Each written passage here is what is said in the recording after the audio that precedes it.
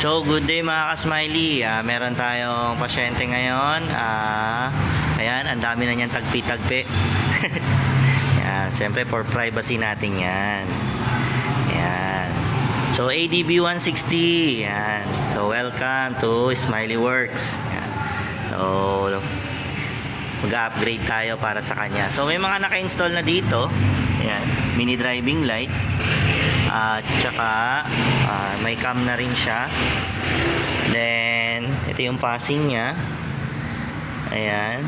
Then ganyan yung wiring niya. Ayan. Mukhang okay naman kanyang wiring. So dito sa labas. So mache-check natin siya mamaya sa loob. Ayan. So ito yung sinasabi ko sa inyo kung paano mag-wiring ng shortcut. Ayan. So, mula dito sa domino switch, ayan, pumunta siya dito. Ayan, tapos yung sa passing button niya, dito, so, ganito ang itsura niya. So, nakaganito po siya dito, nakaganyan. So, pabaliktad. So, prone na naman sa tubig.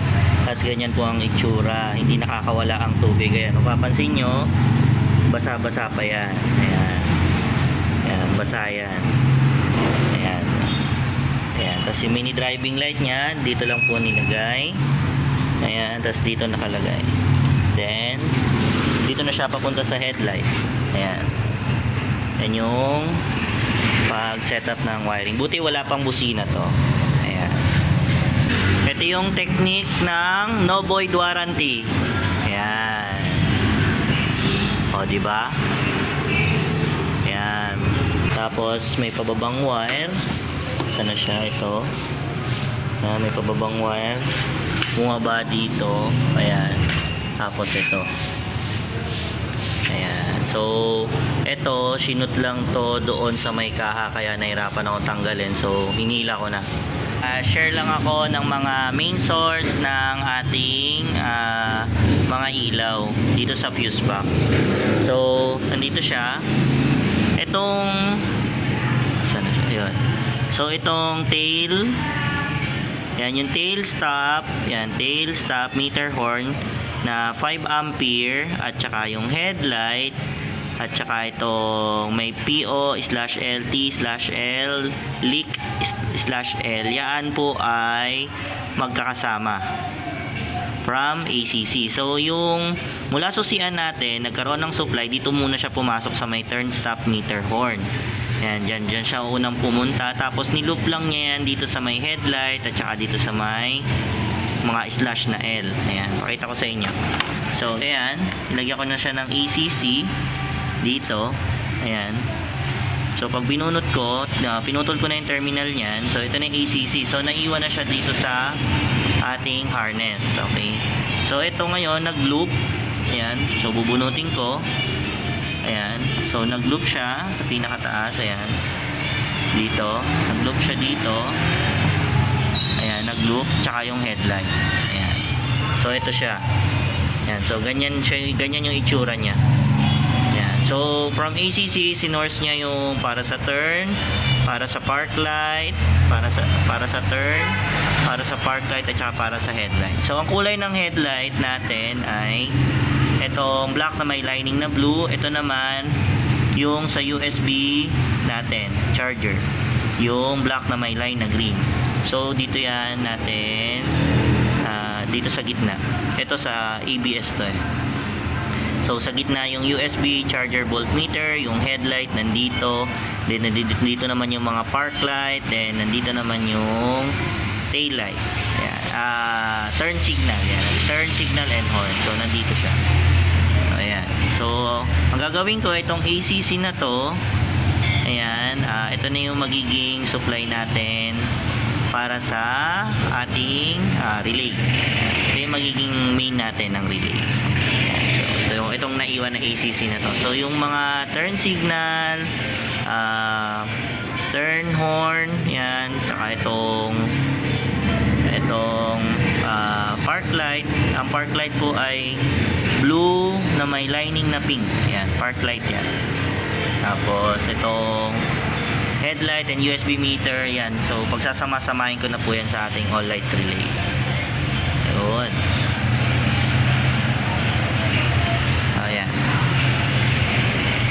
para mas maganda yung magiging source ni sir. So, ang naging vacant ko, sayang kasi may dalawa kasing vacant talaga dito. Ang problema, wala kasi akong terminal pin na ganitong klase. Ayan, so kakaiba yung terminal pin na to. Ayan, tapos meron pa siyang gatla dito sa gitna. Ayan. So, ganyan siya. Ganyan yung terminal pin natin. So, ang fuse kasi nit ng Honda ADB at saka PCX 160, ADB 160 is mini fuse na low profile na kung tawagin. Ayan, ganyan. Okay. Ayun lang. Thanks mga ka-smiley. So, ayun. Tapos na tayo sa fuse box. So, yung main positive natin, dito natin kinuha yan. Lagi. Dito sa terminal. Tapos nakahinang po yan sa loob. So, hindi ko na napakita. So, ayan. Dito yung sa horn. Ayan. So, magiging horn na natin yan. Yung white. Yung violet. Ayun. So, ayan. So, magiging all lights relay natin yan. Tapos, meron tayong isang extra positive dito. Itong merong black, red yan. Tapos, magiging orange yan. So, extra positive natin yan. So, magiging tatlo yan. So, bali, apat. Dito yung ating loud horn. Dito yung ating relay. Fuse ng relay natin. All relay fuse yan. Lahat ng relay may fuse. Tapos dito na yung ating all lights fuse. All light fuse natin to. Tapos ito yung ating extra positive. Yan. Ayos. So ito na, nandito na sila lahat. Papunta na to doon sa ating pwesto ng relay. Yan, yung may bracket. Pwesto ng relay natin yan. Yan. So dito, itong mga naka-shrinkable tube, itong color black, ito yung ating horn and turn signals. Yung color blue, ito yung ating park light. Yung color yellow, ito yung ating headlight. Itong color green, ito yung ating USB charger port. Yan. So kasi tinanggal ko na yan sila dito lahat eh. So lahat yan mapupunta na yan sa all lights relay natin. Ayan. Good evening mga ka-smiley. Tapos na yung ating partial installation dito sa ADB 160. Bakit partial? Kasi wala pa si Sir loud horn at saka laser gun. So yun yung mga next niya ipapakabit dito. Pero kanina, as you can see, ito yung mga tinanggal natin sa kanya. Ayan.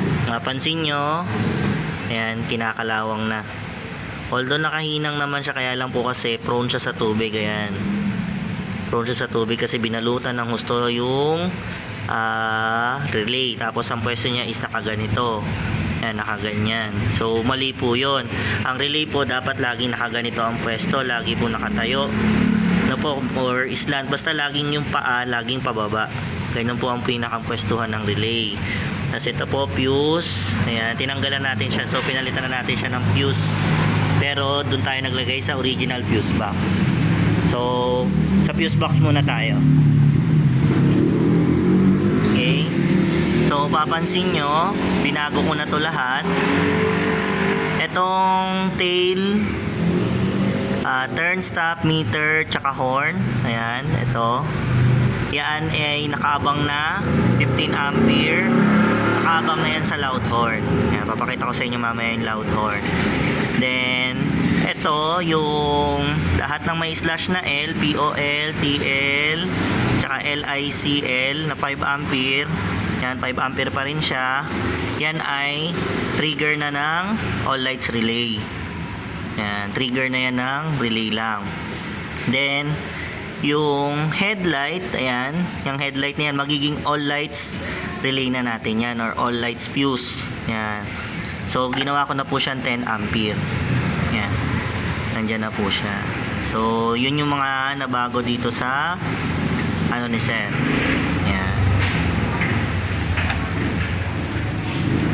So, dito naman tayo sa harapan. So, ganun pa rin yung switch niya. Ayan, so domino switch. Ayan, nandito pa rin siya. Hindi ko muna yan ginawang Japan wire, pero yung dugtong yan is Japan wire na dito. Ayan. So sa mga ADB, PCX or other na may mga ganitong ganitong bukasan, ang ginawa ko po dito is nagbutas po ako doon para itong USB na to ni sir, itong USB nya dadaan na dito and then dumaan na dito sa leeg. Yan, para hindi po nakalawit dito sa labas. Yan, doon ko na siya binutas. Yan, para yan ang USB nya, diba? So naisasara ng maayos to. Yan. Then dito po sa harapan, ito yung pwestuhan ng relay natin. Yan. So naka-bracket yan. Yan, naka-bracket siya. So itong dalawa, ito yung po yung magiging loud horn natin soon. Kasi ito naman yung magiging stock horn natin soon. Yan, yung trigger natin. So wala pang halo switches so next time na yon. So ito na po yung ating all lights relay, Bosch relay to. Ito yung magsisilbing all lights relay natin. Then itong maliit na Denso na to, ito yung magsisilbing passing relay nya. Yan. So, wala pa yung mga terminal. So soon na yan.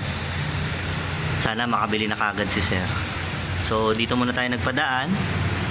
Ayan. So dito, itong area na to, soon lalagyan natin to ng mga socket. Kasi nga hindi pa kompleto si sir. So nagrekta muna tayo. So dito natin kinuha yung negative. Yan, negative ng mini driving light at saka negative nung nito. Yan. So etong passing button nya, dati itong positive trigger. Ngayon ginawa ko tong negative trigger. Bakit?